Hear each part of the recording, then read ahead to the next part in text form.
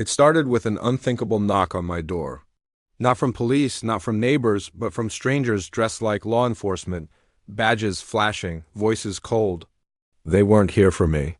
They were here for my dog Asterisk. Imagine standing on your porch, staring down what looked like officers of the law, only to realize the charges weren't about noise complaints or trespassing.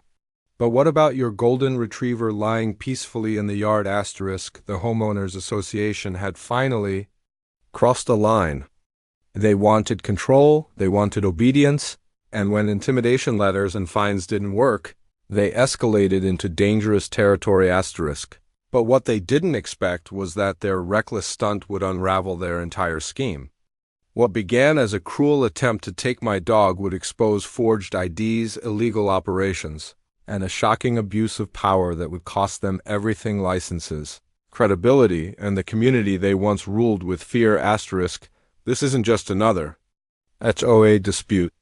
This is the story of how fake police tried to take what was mine and how the truth turned the tables in ways no one could have predicted. The neighborhood of Pinewood Estates looked perfect from the outside. Neatly trimmed lawns, pastel-colored homes, and a glossy brochure that promised peaceful living under fair rules. But behind the facade, the HOA was a machine that thrived on fear, fines, and constant surveillance. My trouble began the moment I rescued Max, my golden retriever. He wasn't just a pet. He was my companion through long nights of work, my running partner, my family. But to the HOA board, Max represented a violation.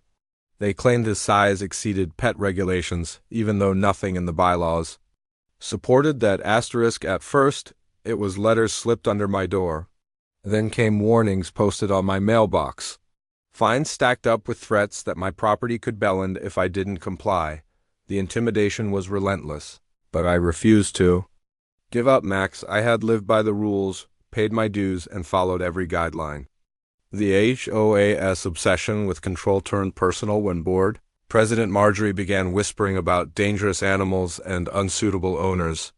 The rumors spread like wildfire, isolating me from neighbors who once smiled when they passed. Asterisk. Still, nothing could prepare me for the escalation.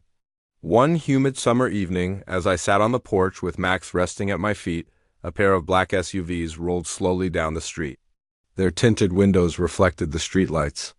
They stopped directly in front of my home. What followed felt like a scene ripped out of a thriller: uniforms, badges, and the announcement that Max was being seized. Asterisk. But something was off. Their uniforms lacked detail. Their badges gleamed too brightly and were too new, and their paperwork looked more like photocopies than legal documents. My instincts screamed at me. These weren't real cops. Asterisk. The HOA had created its own enforcers. Over the next days, the truth began to unravel. The SUVs were traced back not to a police department, but to a private security company hired by the HOA. The so-called officers had been instructed to pose as law enforcement, a strategy the board believed would scare me into compliance. Asterisk. But what they hadn't counted on was documentation. I kept every letter, every fine, every threat.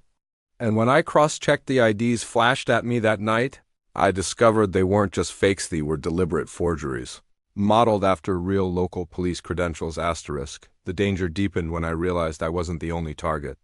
Other homeowners whispered about similar encounters at midnight, warnings delivered by men with badges that weren't real. Most people, terrified of losing their homes or reputations, had surrendered. I was one of the few who refused. Asterisk. Each confrontation raised the stakes. Anonymous cars began parking outside my home. Surveillance cameras appeared facing my yard. Even neighbors who once waved now avoided eye contact, afraid of being associated with me. Asterisk. I filed complaints with the actual police department, but bureaucracy slowed the process. Each day felt heavier, the tension building as I knew the HOA was planning something bigger. Asterisk. Max, my loyal dog, seemed to sense it. He grew restless, barking at shadows and pacing at night. And one evening I discovered why. Hidden near my back fence was a small recording device. Its blinking light evidence that the HOA wasn't just threatening me, they were watching me. Asterisk. The line between harassment and criminal activity had been crossed. The point came when the fake police returned, this time with more force. 4 men in mismatched uniforms arrived, demanding Max immediately. Their tone was sharper, their stance more aggressive. And for the first time, I felt the real possibility of violence asterisk, but what they didn't know was that I had prepared. Cameras were rolling, strategically placed around my property. My phone was connected to a live stream directly to a trusted friend and the local authorities. When the officers waved their counterfeit warrants and tried to step onto my lawn, every second was captured asterisk, the footage spread faster than wildfire. By the time the real police arrived, the OAS operation was already collapsing under the weight of exposure. Officers verified on the spot that the IDs were fraudulent, the warrants invalid, and the uniforms illegal impersonations asterisk. Neighbors poured out of their homes, stunned by the revelation. The whispers of suspicion had transformed into undeniable proof. The HOA had orchestrated a fake law enforcement campaign to control the community asterisk. The arrests were swift, but the fallout was even more devastating for the HOA. Board members scrambled to deny involvement, but paper trails led back to Marjorie and her allies.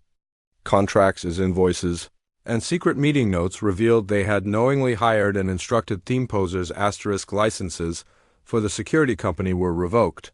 HOA leaders faced criminal charges, and the once pristine facade of Pinewood Estates shattered. In the weeks that followed, the neighborhood transformed.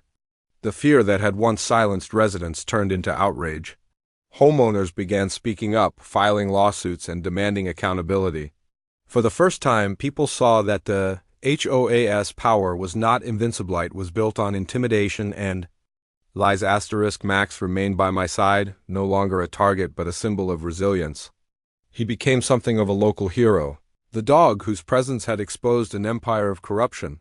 The HOA board dissolved under legal pressure, replaced by an interim committee focused on rebuilding trust, but scars remained. Many neighbors struggled to process how close they had come to surrendering their rights under the illusion of authority. As for me, I learnt a truth that echoes far beyond Pinewood Estates. Power unchecked becomes dangerous, and silence only feeds it. The OA thought they could weaponize fear by using fake police, but they underestimated the power of exposure, documentation, and community awakening asterisk. To this day, I look at Max and wonder how many others faced intimidation but stayed quiet. How? Many neighborhoods are still living under shadows of control, afraid to challenge those who claim authority. And the question for you guys, what would you do if the knock on your door wasn't real police but a mask designed to strip you of what you love most? This was just one story, but the next one will be even more dramatic. Are you ready? Then you need to subscribe to HOA Stories 87 right now. Like this video, share it with your friends, and hit the bell because the next story might sound a little too close to home.